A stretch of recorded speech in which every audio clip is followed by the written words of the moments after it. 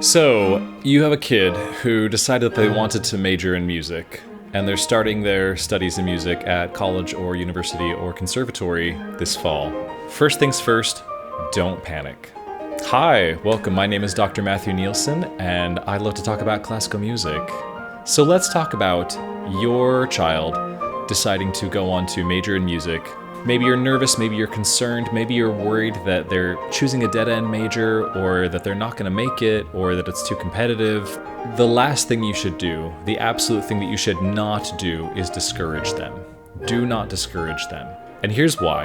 While you might think of your discouragement as helpful in the long run, hearing those discouraging words from a parent or guardian that child trusts can be shattering to them. Here they are, confiding in you something that they love, something that they hold dear to themselves, a dream that they have perchance of pursuing in their life. And here you are, offering discouraging words. Whenever anyone, let alone a child, let alone your child, is expressing their dreams to you, they are making themselves vulnerable, and they are trusting you.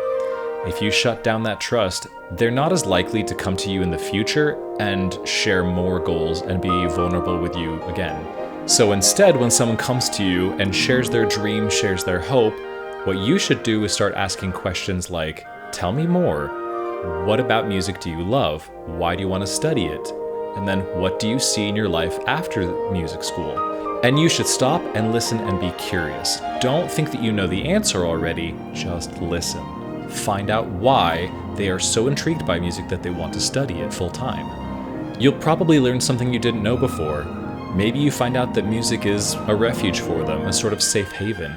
Maybe it's something that they resonate with on a very deep emotional level. As you're asking questions, you can help them look beyond their college education into what they want to do with their life afterwards. Why do you want to major in music? What do you see for yourself as a career? And I would invite you to do that in a way that sort of inspires thinking beyond that. This is something that you should actually do with every major that your kid wants to major in. Your kid wants to major in business administration? Ask the same questions, find out why. By the way, if you like this video, please hit the like button, it really helps the channel. And if you want to hear more about classical music, make sure to hit subscribe. Okay, now here's a hard question. What if you feel like your kid comes to you and says, I want to major in music, and you have some serious doubts about the talent of your child? Or maybe you see the talent in your child, but you have some serious doubts about the competition that they're going to face. The first is, you may not actually be the best judge of your child's talent, unless you yourself are also a music faculty at a university. Then maybe you do. You may or may not be fully versed and assessed on what sort of talent is required, what sort of talent they're looking for, and how universities can help shape that talent into performing professional musicians in the future. But here's the thing that I would absolutely ask your child. If you want to be a musician, if you want to be a composer, if you want to be a musicologist, that means that you're going to have to do that thing a lot.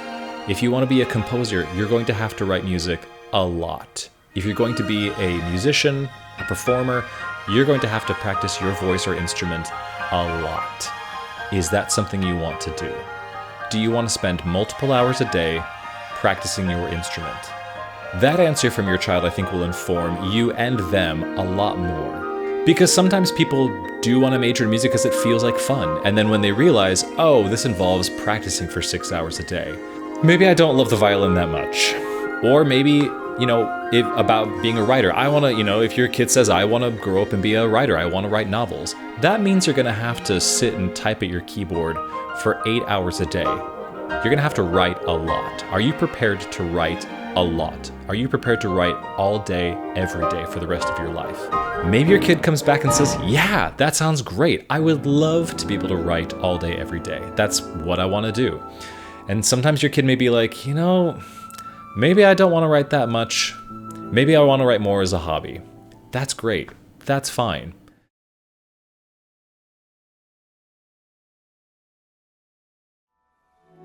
This is a much more positive and productive way to approach this subject with your kid than to say, you know what, honey, I know you love to play the flute. I don't think you're going to make it. I think you should major in something else. Don't do that. Do the other thing instead. Remember, music is not a dead-end major. A lot of times we look at higher education as a stepping stone to some sort of return on investment. The idea that if I go to college, then I can get a well-paying job and that will pay off student debts and that will just, ensure that I get a good income for the rest of my life, right? And while that's good and college can do that, it's important to remember that college is also for learning and expanding your mind and not just for some return on investment. So while majoring in music does have a lot of careers that can offer good income later on, you have to remember that music also can propel you into other fields. I mean, I can't tell you how many music colleagues that I had in my undergrad who are now lawyers, who are now doctors, who are now in finance, who are now in real estate, who are now in loads of other fields. Some graduate schools in business or law or medicine will look favorably on music majors, because what sort of skills are transferable from music to other skills? One is an ethic of practice and work, and committing long hours to getting better. Another is proficiency with music as a language in addition to other languages. Another is a demonstrated ability to learn lots and lots of history that go into the musical performance. Now, this is not necessarily to say, hey, if you want to go to law school, you should major in music. This is a good stepping board. There might be other things. If your end goal is law, maybe you should be studying other things. This is just to show that music is not a dead-end major. And again, as I've said before, there are lots of careers in music that you can do and make a comfortable living. This could include ensemble work, this could include solo work, this could include ecclesiastical work, this could include teaching, this can include arts administration, this could include musicology, this can include composition. There are lots of different things that you can do as a musician to make a comfortable living. It's not as easy or as clear-cut or as defined as other careers are. It requires a lot of creativity, but it is possible. So what if your child finishes a music degree and decides not to do music? That's okay. Like I said, I've got loads of friends who are now doctors, who are now lawyers, who are now in finance, who are now in landscape design, who are now in geology. Lots of different fields are open to music students. Last of all, you should remember, if your kid got accepted into a school of music, that's a big deal. That is a big deal. You should just remember they don't take everybody. They don't accept everybody. And the fact that they accepted your kid, that's something that you should be proud of, and let your kid know that you're proud of them. Now, if you want your kid to have the most success in the coming semester, I've got a video for that too. What about you? What do you wish you had told your parents, or what do you wish your parents had told you when you told them, I want to study music? Put it down in the comments below. I'd love to hear it. Thank you so much for watching, and keep it classical. They don't take everybody. They took me, they don't take everybody.